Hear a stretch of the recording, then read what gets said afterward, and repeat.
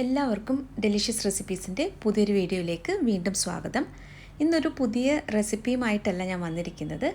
ഈ പുതിയ മൺചട്ടി എങ്ങനെയാണ് മയപ്പെടുത്തിയെടുക്കുന്നതെന്നുള്ളതാണ് ഇന്നത്തെ വീഡിയോയിൽ കാണിക്കുന്നത്. പല രീതിയിൽ നമുക്ക് മൺചട്ടി മയപ്പെടുത്തിയെടുക്കാം. അപ്പോൾ ഞാനിവിടെ കഞ്ഞിവെള്ളം ഒഴിച്ചിട്ടാണ് ഇതൊന്ന് മയപ്പെടുത്തിയെടുക്കുന്നത്. ഈ മൺചട്ടിയിലേക്ക് ഞാൻ ചൂടോടുകൂടി തന്നെ കഞ്ഞിവെള്ളം ഒഴിച്ചു വയ്ക്കുകയാണ്. അപ്പോൾ ഇത് ചട്ടി നിറയെ നമുക്ക് കഞ്ഞിവെള്ളം ഒഴിച്ചു വെക്കണം.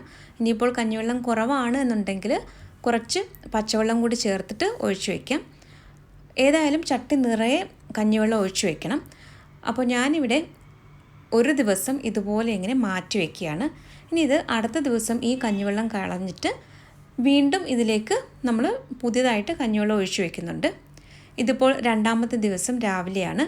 ഇതിൽ ഒഴിച്ചു വെച്ചിരുന്ന തലേ ദിവസത്തെ കഞ്ഞിവെള്ളം എല്ലാം കളഞ്ഞിട്ട് ചട്ടി ഒന്ന് കഴുകിയെടുത്തിട്ടാണ് ഇതിപ്പോൾ പുതിയ കഞ്ഞിവെള്ളം ഒഴിച്ചു വയ്ക്കുന്നത്.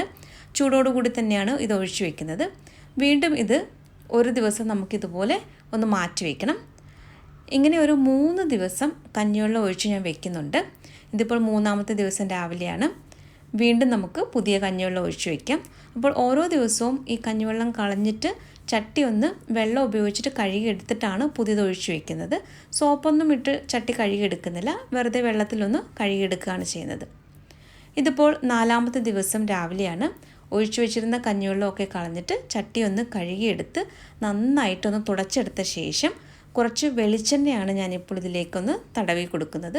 കൈകൊണ്ടോ അല്ലെങ്കിൽ ഇതുപോലൊരു ബ്രഷ് ഉപയോഗിച്ചിട്ടോ വെളിച്ചെണ്ണ ഇതിൻ്റെ ഉള്ളിലും അതുപോലെ സൈഡിലും ഒക്കെ ആയിട്ട് നന്നായിട്ട് ഒന്ന് തടവി കൊടുക്കണം. എന്നിട്ട് ഇത് ഞാൻ ഒരു ദിവസം ഇതുപോലെ ഒന്ന് മാറ്റി വയ്ക്കുന്നുണ്ട്. അപ്പോൾ അടുത്ത ദിവസം ആകുമ്പോൾ ഈ ചട്ടി നന്നായിട്ട് ഈ എണ്ണയൊക്കെ വലിച്ചെടുത്തിട്ടുണ്ടാവും. അതിനുശേഷം ഞാൻ ഇതിലേക്ക് കുറച്ച് സവാളയൊക്കെ ഒന്ന് വഴച്ചെടുക്കുന്നുണ്ട്.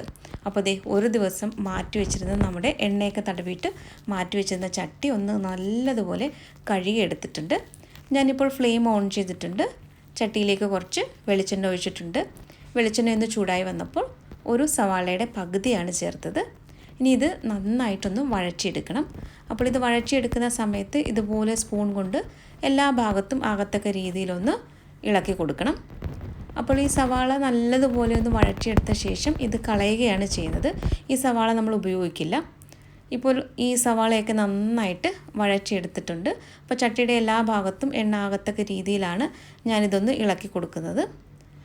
ഇനി ഇത് നന്നായിട്ട് തണുത്ത ശേഷം ഈ സവാള നമുക്ക് കളഞ്ഞിട്ട് ചട്ടി നല്ലതുപോലെ കഴുകിയെടുക്കണം.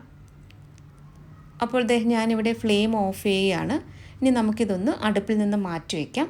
ഇത് നല്ലതുപോലെ തണുത്ത ശേഷം സവാളയൊക്കെ കളഞ്ഞിട്ട് ഈ ചട്ടി നല്ലതുപോലെ ഒന്ന് കഴുകിയെടുക്കണം.